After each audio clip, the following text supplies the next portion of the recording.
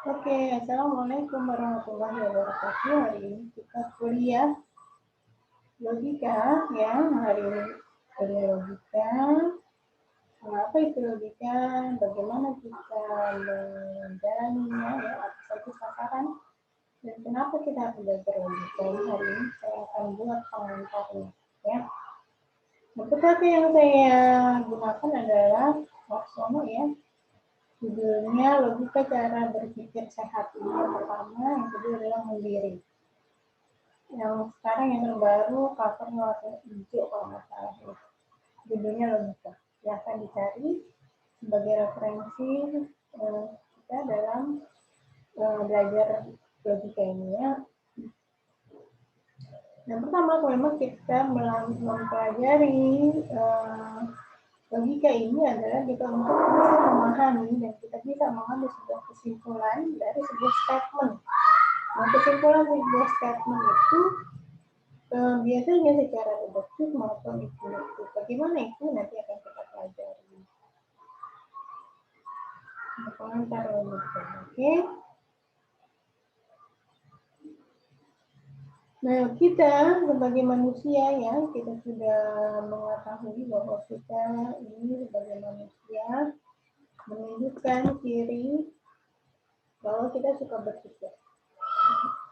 Itu adalah ciri manusia sehat. Ya, tapi ketika manusia itu meskipun dia hidup tapi dia tidak bisa berpikir ya, meskipun dia badannya tidak cacat tapi dia tidak berpikir maka ketika dia tidak berpikir maka dia setengah kecirian menjadi seorang manusia. Jadi seorang manusia yang mutlak adalah manusia yang mutlak harus memiliki ciri-ciri semua yang ada kepada diri manusia. Nah, salah satunya adalah berpikir, itulah manusia. Nah, kita sejak kecil sudah diberikan oleh Allah ya untuk berpikir. Anak kecil pun ya, ketika dia masih baru lahir, ketika dia lahir ya, bagaimana dia berpikir dia lapar, bagaimana dia mengekspresikan cara dia lapar. Kemudian bagaimana cara dia kedinginan, bagaimana cara dia ketakutan yang menangis, itu ekspresinya. Walaupun masing-masing orang berpikir itu akhirnya ekspresinya itu berbeda, tapi setiap orang pasti akan manusia utuh gitu ya, dia berpikir ya. Nah, berpikir itu berkembang pada diri manusia dan menunjukkan bahwa itu adalah kehidupan pada diri manusia. Gitu. Maka ketika manusia itu berhenti untuk berpikir, maka dia berhenti kehidupan sebagai manusia. Dia seperti seperti kalau dia berhenti berpikir itu seperti maka manusia itu seperti makhluk yang mayat hidup gitu ya kalau dibilang. Jadi ketika kita mau menjadi seorang manusia yang betul, maka yang harus kita lakukan adalah berpikir ya. Oke.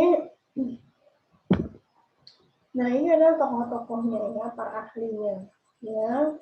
Mereka ada para ahli yang sering berpikir. Kita tahu Descartes, Aristoteles, Plato, Einstein yang dia menemukan sebuah rumus E/mc kuadrat itu ya, sampai sekarang saya masih ingat ya. Itu adalah orang-orang yang ahli berpikir. Ya. Untuk apa dia berpikir? Karena dia ingin mencari sebuah kebenaran. Karena dia ingin cari bagaimana dia menemukan suatu metode kebenaran di dunia ini yang memang semuanya sudah dikasih solusinya ya oleh Allah ya, semua itu sudah dikasih solusinya. Hanya tugas kita adalah berpikir bagaimana menemukan semua segala permasalahan hidup. Nah, itulah orang-orang yang berpikir ya. Kemudian kenapa kita harus belajar logika? Itulah dia. Karena kita memang seutuhnya adalah manusia berpikir. Nah, dalam bahasa Yunani yang namanya logika adalah logos, artinya ya perkataan, alasan, uraian, pemikiran yang harus memperhatikan kaidah-kaidah berpikir yang universal. Jadi kaidah universal itu jadi dibuat sebuah kesepakatan di dunia ini ya, bahwa yang namanya perkataan, alasan, uraian, pemikiran itu ada kaidahnya, ada koridornya, agar tidak sembarangan orang mengatakan ini salah, ini benar. Ya, itu adalah logika, ya, seperti itu. Nah, logika itu bisa juga dari kata logos dan scientia, berarti ilmu berpikir. Berpikir adalah kegiatan mental yang bertujuan untuk memperoleh pengetahuan dan kebenaran. Nah, kegiatan mental, garis bawahnya adalah kegiatan mental ya, yang bertujuan untuk memperoleh pengetahuan dan kebenaran. Jadi orang yang terganggu mentalnya, ya, maka dia tidak akan berpikir, ya, kegiatan mental. Atau dia berpikirnya aneh, atau dia berpikirnya melenceng. Nah, itulah orang-orang yang ketika dia gangguan mental, ya, entah dia menjadi gila atau tidak sadar, ya, maka dia tidak akan berpikir, ya. Dan kalau dia orang normal, maka dia memiliki kegiatan mental yang bertujuan, ya, berpikirnya itu bertujuan untuk mencari pengetahuan dan kebenaran. Ini kita tahu kan orang gila mana mau mencari kebenaran, orang yang tidak sehat mentalnya, orang yang nyeleneh, paling dia yang dicari bukan pengetahuan atau kebenaran, yang dicari cuma sebuah huru hara aja gitu ya. Kalau kita tahu di sosial media saat ini ya, orang-orang yang sering mengumbar satu statement atau kata-kata, ya, kata-kata yang tidak benar gitu ya, hanya membuat geger dunia gitu ya, membuat geger dunia maya maupun dunia secara nyata gitu ya. Kalau dia berpikirnya atau kegiatan mentalnya sudah terganggu, maka yang dia cari ketika dia berpikir, maka dia bukan untuk memperoleh kebenaran, hanya untuk sebuah sensasi. Oke, seperti itu ya. Sebenarnya bisa dicari itu. Nanti ada tuh yang namanya kesesatan berpikir ya. Nah, kegiatan mental lain adalah berkhayal dan mengingat ya. Selain berpikir, ada juga orang-orang yang dia kegiatan mentalnya adalah berkhayal dan mengingat ya. Dan logika adalah cabang ilmu filsafat yang mempelajari asas-asas dan aturan penalaran agar dapat dihasilkan pengetahuan atau kebenaran. Jadi kalau kita sudah belajar, harusnya belajar filsafat ilmu ya, tapi nggak salah. Tapi nanti kita akan belajar filsafat ilmu ya. Filsafat ilmu itu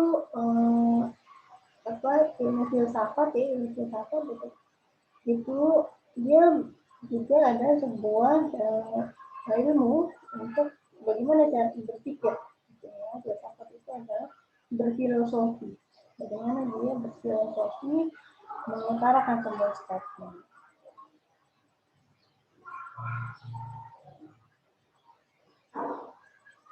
Kenapa kita perlu berlogika? Manfaatnya adalah meningkatkan daya nalar. Nalar itu apa sih? Nalar itu adalah menyambungkan ya, satu pengetahuan dengan pengetahuan yang lain.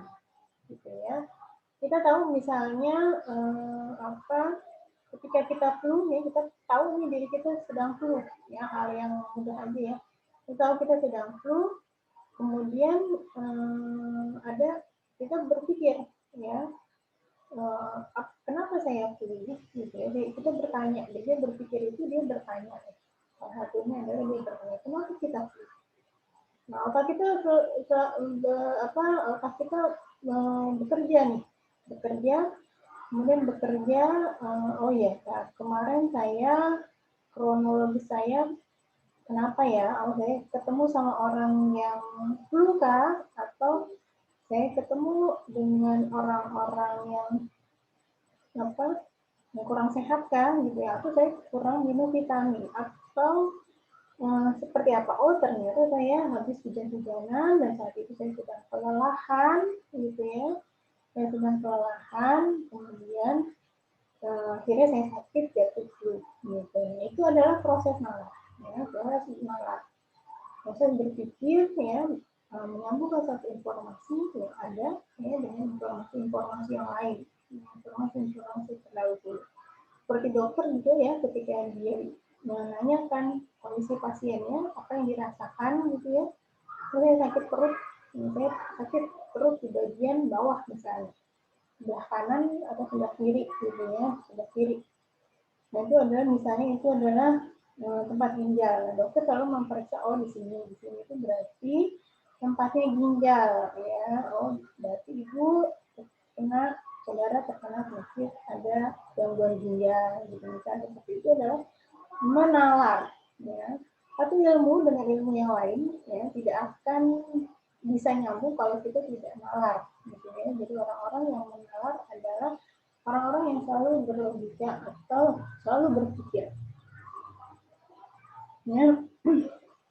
Nah, manfaat logika lain adalah mengembangkan diri sebagai manusia yang rasional. Ya, kita selalu ingin sesuatu yang terlihat oleh mata. Ya, tidak hanya imajinatif, tidak hanya angan-angan, gitu, ya.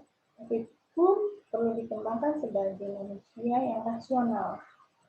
Karena hidup ini adalah sebuah realita yang pasti, gitu, ya, bukan dunia khayalan. Jadi kita mengembangkan diri, ya, dengan manusia dan rasionalitas, ya. Bahkan pelajaran-pelajaran agama pun, ya, tentang keimanan pun, ya, itu memang banyak tuh orang-orang untuk masuk ke dalam jalan ilmu agama yang benar, itu yang lurus, itu juga karena rasionalitas, ya, biasanya lebih banyak seperti itu. Jadi itu manfaatnya sebuah logika. Kemudian sikap kritis. Nah, ini sikap kritis. Orang yang selalu bersikap kritis adalah orang yang selalu tidak mudah untuk dipengaruhi. Ya. Ketika dia mencoba berpikir kritis, maka sebuah statement apapun tidak akan dia telan bulat-bulat. Oh, ada seperti ini, gitu, ya. Tenang aja, misalnya ada yang lagi in itu sekarang tentang miras, ya. Tenang aja, miras ada kok, minum alkohol ada kok, yang bisa tidak memabukkan, gitu, ya. Tapi ditelan tuh bulat-bulat karena kita memang mau minum, jadi akhirnya telan jempol nggak apa-apa minum miras, kalau sedikit nggak memabukkan nggak haram, gitu, ya. Nah itu, tapi kalau orang dia akan telan bulat, kalau dia tidak berpikir kritis, oh ya nggak apa-apa, saya minum khamar, saya minum miras, ya, nggak mabuk, nggak haram, gitu. Biasanya ada yang ada statement seperti itu, gitu, ya. Kemudian kalau dia berpikir kritis, ya, kan larangan yang dilakukan oleh, ya, agama kita adalah larangan meminum khamar, mau mabuk ataupun tidak mabuk, ya, itu bukan masalah, gitu, ya. Itu bukan intinya, bukan di sana, tapi intinya adalah meminumnya, gitu, ya. Orang yang berpikir kritis, gitu, ya. Jadi tidak memutarbalikkan fakta dari sebuah hukum yang ada, gitu, ya. Kami selalu seperti itu, ya. Jadi orang-orang yang berpikir kritis itu adalah kecenderungan untuk mempertimbangkan sedalam-dalamnya setiap gagasan yang dijumpai, ya. Jadi dia selalu mempertanyakan kembali. Nggak apa-apa ngerokok, gitu, ya, pelan-pelan aja, dikit-dikit aja, nggak apa-apa, akan sakit, gitu, ya. Tapi kalau berpikir kritis, tapi kenapa banyak orang yang sakit? Nah, itu orang-orang yang kecenderungan selalu mencari kebenaran, ya, makanya selalu berlogika. Orang-orang yang tidak mau berlogika, ya, dia tidak akan bersikap kritis, ya, maka yang terjadi adalah dia seperti kambing dicocok hidungnya, gitu. Oke, lanjut, ya. Logika itu, ya, seperti ilustrasi dokter dan dukun, ya. Walaupun sekarang sudah ada konferensi konversi internasional dukun gitu ya, tapi ini tidak dalam dunia logika tidak membenarkan bahwa apa yang dilakukan dengan tindakan-tindakan perdukunan itu adalah salah satu ilmu logika gitu ya. Saya belum menemukan dan belum bisa memadukan bahwa dukun itu adalah masuk dalam lingkup ilmu logika gitu. Karena memang dia abstrak, tidak terlihat, dia bicara tentang magic ya. Dan ilustrasinya seperti itu, dokter dan dokter selalu berpikir logis, selalu berpikir kritis ya, nalar. Sedangkan kalau dukun dia kadang-kadang di luar kritis di luar cakupan yang bisa dilihat gitu ya, benar-benar di luar bayangan, gambaran logika kita. Nah, ruang lingkup logika menyelidiki secara rasional tentang penalaran, ya. Jadi menyelidiki tentang menyambungkan antara ilmu yang satu dengan ilmu yang lain secara rasional dan secara tepat, ya. Ada sih, ya, menyelidiki tentang sebuah penalaran, tapi tidak secara rasional, itu bukan ilmu logika ya, karena dia bersifat magis tadi, itu dukun, ya.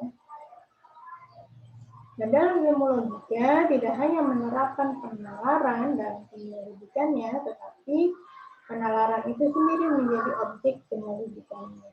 Ya. Jadi nanti kalau kita mau mencari sebuah judul ya, sebuah judul itu dalam ilmu logika tidak hanya menerapkan penalaran dalam penyelidikannya, tetapi kadang-kadang orang juga membuat suatu objek penalaran itu ya, suatu statement itu menjadi sebuah objek penyelidikan, ya, penelitian. Juga orang kalau dulu itu ada ya, orang yang meneliti tentang persepsi, ya itu persepsi tentang iklan, salah satu iklan apa, persepsi masyarakat terkait iklan apa, itu adalah ilmu logika. Oke. Nah, logika mempelajari, mengkaji, dan menyelidiki penalaran. Seperti itulah ilmu logika ya. Jadi kita mempelajari diri kita sendiri tentang nalar kita, logika kita, pikir kita seperti apa.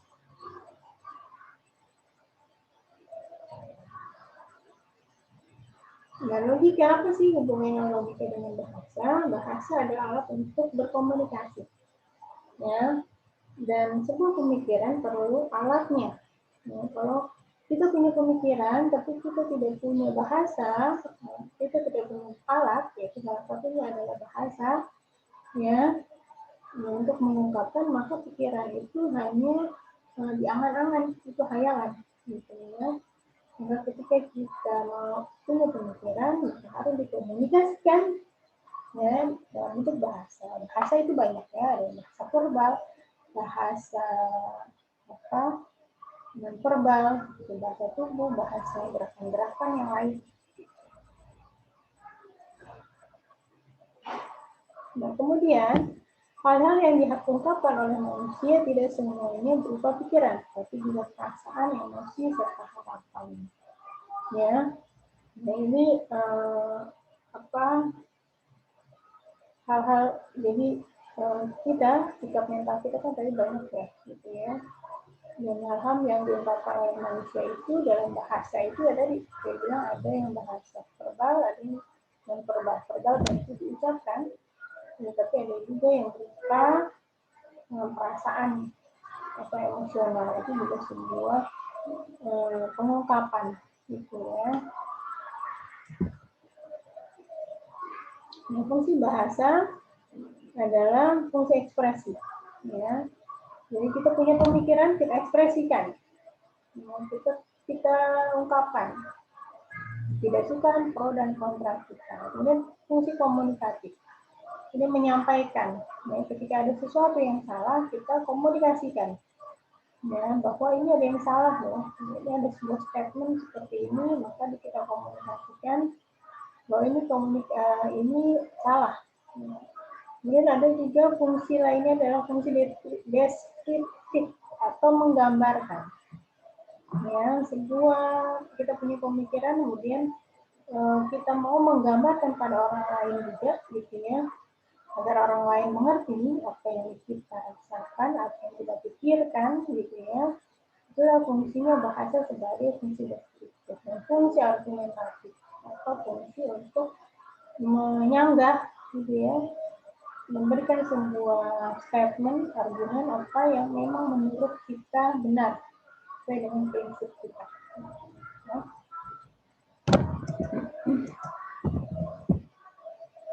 Perlunya logika, karena logika sebagai ilmu yang akan membawa manusia kepada prinsip yang benar. Dan juga dengan mempelajari logika akan meningkatkan kemampuan penalaran sehingga dapat membedakan yang mana yang salah. Orang-orang yang dia belajar tentang logika, maka dia akan mencari sebuah kebenaran. Ya, akan satu titik pada satu kebenaran. Nah, karena di dunia ini banyak sesuatu yang absurd, ya, sesuatu yang samar-samar, gitu, apalagi di dunia politik, ya, maka dengan mempelajari logika, maka dia akan menjadi sebuah politikus yang benar-benar logis, ya, dengan prinsip-prinsip kebenaran yang ada. Dan dengan mempelajari logika akan menyadarkan kita agar waspada terhadap bukti dan alasan yang diajukannya. Jadi kita tidak percaya kepada orang dengan begitu gampangnya. Ya, rayuan nih, ya, perempuan ini banyak yang dirayu. Kalau dia sudah mempelajari logika, dia berpikir dan dia kritis, akhirnya gitu, dari kan manfaatnya, maka akan menyadarkan kita bahwa akan selalu waspada terhadap orang-orang yang mengutarakan statement ada bukti. Jadi kita tidak digombalin lah gitu ya, ibaratnya ya, cewek-cewek yang biasanya menggunakan perasaan bukan menggunakan logika. Oke? Dan membantu kita juga bersifat kritis tadinya. Jadi zaman sekarang sudah zaman yang maju, ya, jadi kalau ada apapun gitu ya, di sosial media dan lain sebagainya, ada juga berita-berita yang hoax, ya, maka kita harus, kalau kita sudah mempelajari ilmu logika, maka kita akan bersifat kritis, mempertanyakan ini infonya dari mana, ini dari web apa, dari media massa apa, gitu ya. Ketika media massa ini, apakah ini media massa nasional gitu ya, yang dipercaya dan memang kredibilitasnya diakui gitu ya. Banyak memang orang-orang yang punya web, ya, membuat sebuah berita-berita yang hoax, ya, akhirnya disebarkan, ya. Tapi belum tentu itu memberikan sebuah pencerahan dari itu sebenarnya, gitu ya. Nah, kita perlu bersifat kritis agar kita terhindar dari yang namanya hoax tadi, ya.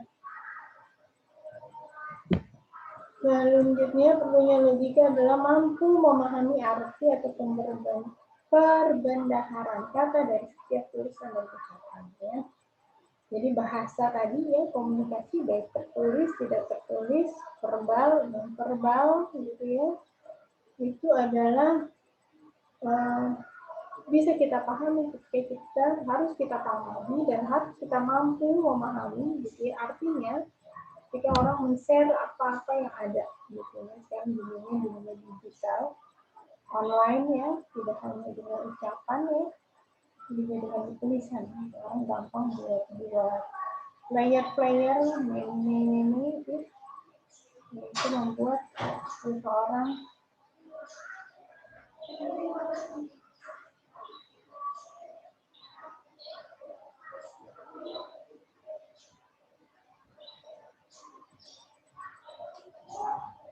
oh iya bentar Bu.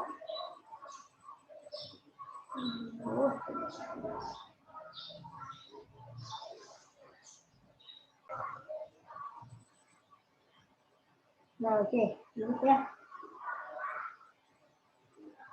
Satu bikin sidang. Ini kegiatan.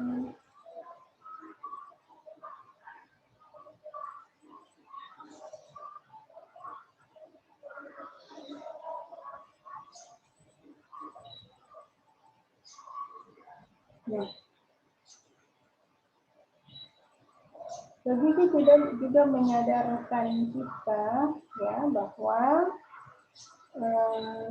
mampu kita menyadarkan kita bahwa perlunya arti dalam kata-kata atau bahasa sehingga kita lebih cermat dalam penggunaan bahasa.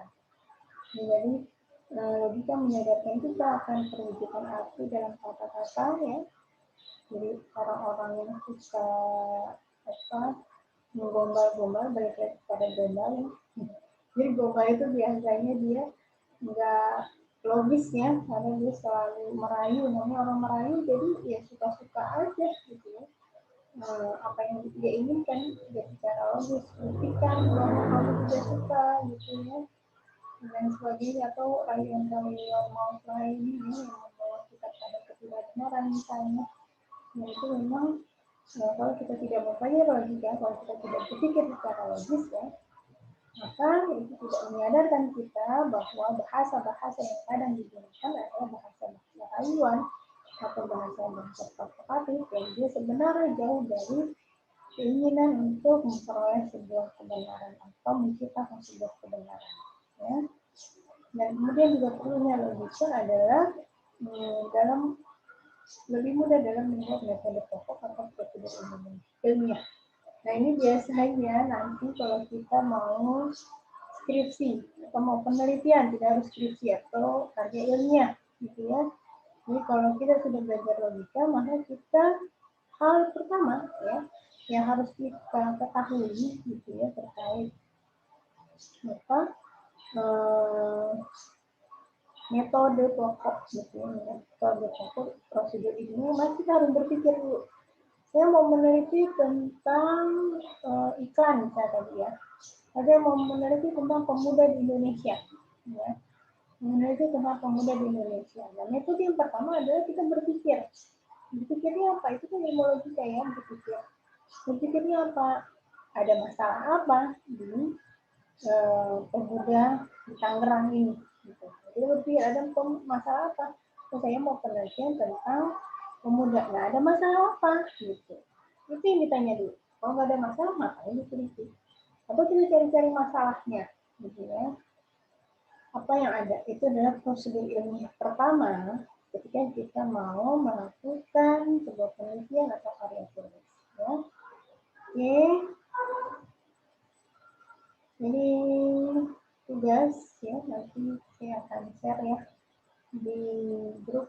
Ya, silahkan dicermati, demikian informasi yang akan saya berikan ya kuliah kita hari ini.